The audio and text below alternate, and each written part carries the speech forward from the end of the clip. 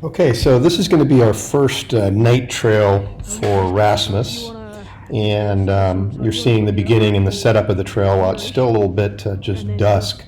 And honestly, this would be a really, really great time to work Raz and maybe have put the trail out a little bit earlier. But, we'll see why that is here later in the track and in the video. So I really like these parts of the video because it gives me a chance to see how you're describing things and setting things up for your trail there. You do a really, really good job of that, explaining how you want them to do things, using good productive source. It's all well and good. And once you get done with this, there's going to be some downtime, and then you're going to get Raz out a few minutes later. So in the beginning of bringing Raz out and scenting him, I've kept your video in the normal exposure phase, just so you can kind of see what it looks like dark. And then shortly after this little clip right here, I'm going to brighten your video so we can see it a little bit better, the behavior of Raz, because the behavior is super, super critical as we're watching him work. And we're going to go over each little thing that I see piece by piece. And right off the bat, we're starting to see a little bit of little nervous behavior. You got a few ticks going on here. He's a little unsure what to do. He knows he's supposed to follow scent, but the problem is that the darkness is creating a new condition for him, and he's a little unsure about it. So it's adding back to that mommy bubble that we had in the beginning of his trailing phases, weeks ago. But still, he works, and as you're going to see in the map later on, he actually stays on track for the most part and does a pretty good job. So we're going to get into our first distraction right here. And the first thing that he gets is a good audible distraction from some kids screaming and talking in the background. But what's significant about this is not just the fact that it's a distraction, but it creates a little bit nervous behavior. See how that tail's starting to drop? He knows it's nothing really to worry about, and I think in daytime it wouldn't be a big deal, but because it's at night, it's creating a little bit of fear in him. Not a lot, but just a little bit. And we have to pay attention to those things in puppies because fear is a big game changer when it comes to the work that you're doing.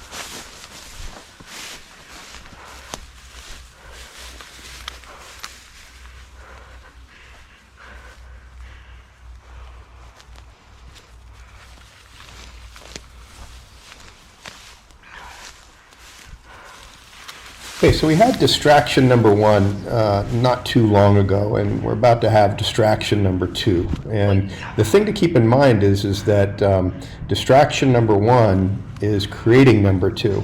And the further you go on, the more little bad things are going to happen. And so we've got two, and then here comes a third. And it's all because of what happened with that first one, with that audible distraction and the kids in the background.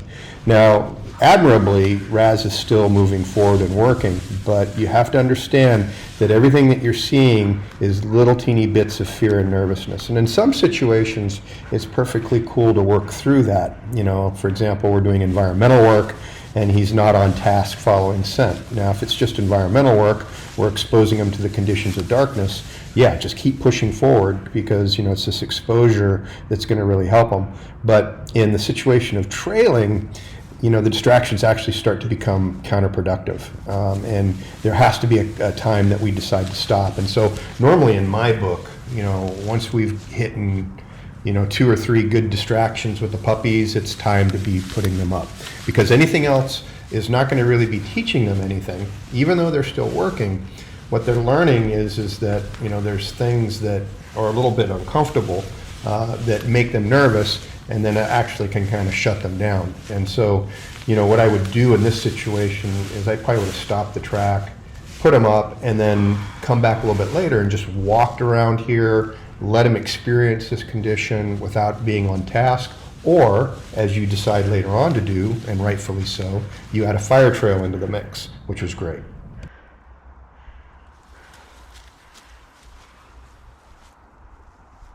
The nervousness has created the mommy bubble. And remember, the mommy bubble was the first thing that we had in the beginning of the trailing, when he didn't want to leave your side too much. And once he got out a certain distance, he'd always bounce back. So that's occurring now because of the nervousness.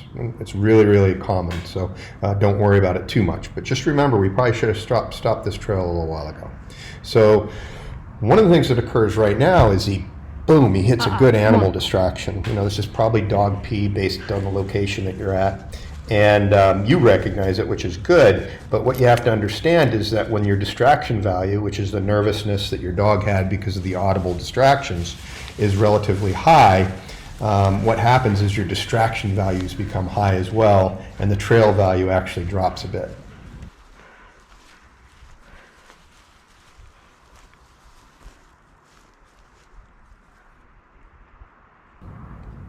And now we have another animal distraction, and it's just compounding itself. And it all started because of the first distractions that you had with the nervousness. So again, as your distraction value increases, your trail value decreases, and the quality of the work that you're getting from the puppy becomes a little bit less. And one of the things that's happening is you're actually encouraging the distractions by allowing this to continue. So we have to remember that when the distraction value is higher than the trail value, you have to stop with the young dogs. Now, this distraction has created some nervousness in him, and by picking up the lead, he's showing you, you know, all that frustration and that concern. So this is another marker that we really have to pay attention to. Now, with these young males, you know, they might be nervous, but at the same time, they're still going to move forward. That's just what they do. So, and it's one of the reasons why a lot of times we'll keep working them when we probably shouldn't, because they keep wanting to do something, even though they were bothered by some sort of distraction in the past.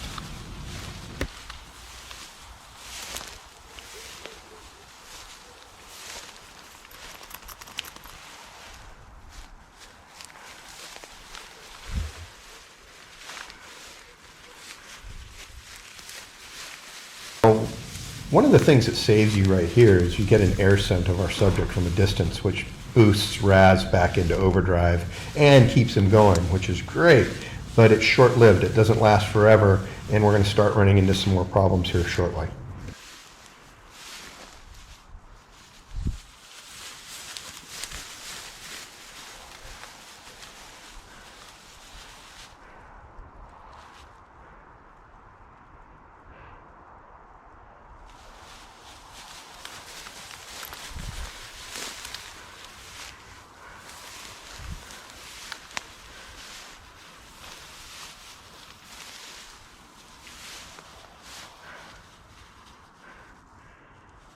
Oh, Razzle.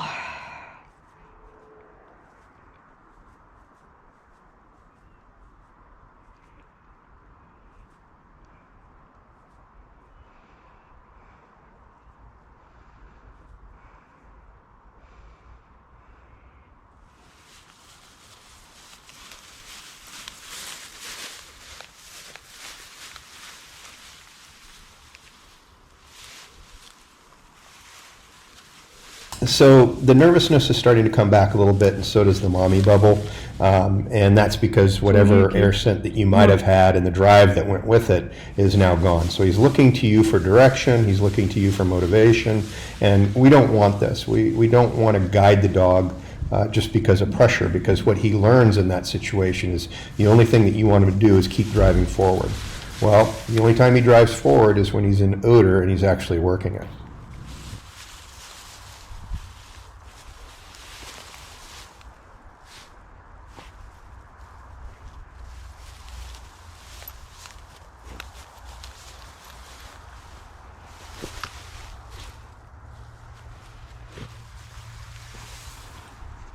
Hey.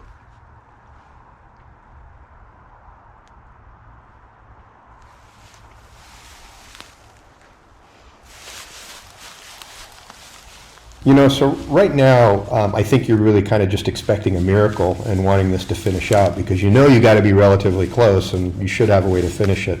But the better part of valor would have been to think about all the things that had already happened and not got them this far to begin with. So you really need to start thinking about quitting, and I do believe that's what's on your mind right now. The problem is it should have just been done a long time ago. You know, so what was the solution? I mean, what is it that we're supposed to do? Well, when you're first starting, that can be really a difficult task because on one end, you want your dog to be exposed to everything he possibly can and work through everything he possibly can. But then on the other, we have to, equate some value to the effort. And I think in this case, our desire to finish the trail was far more important than really much value that Raz got out of it. He's not really learning anything here. He's just learning that certain things made him nervous.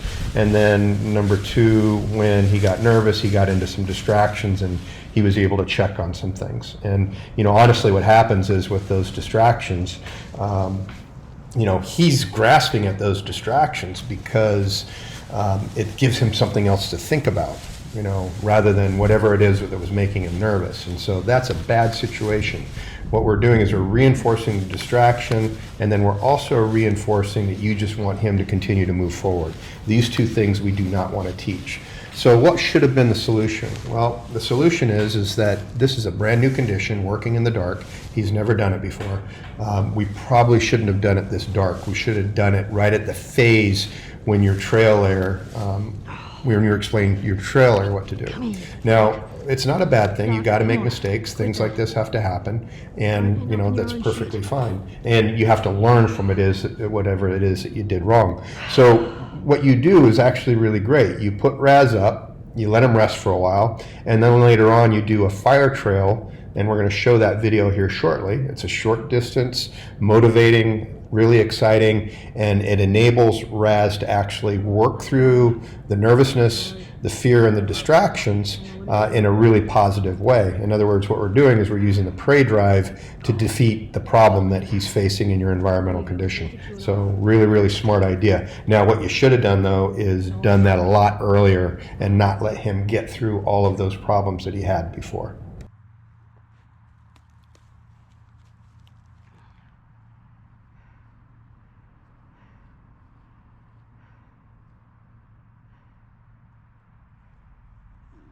Boy, yeah.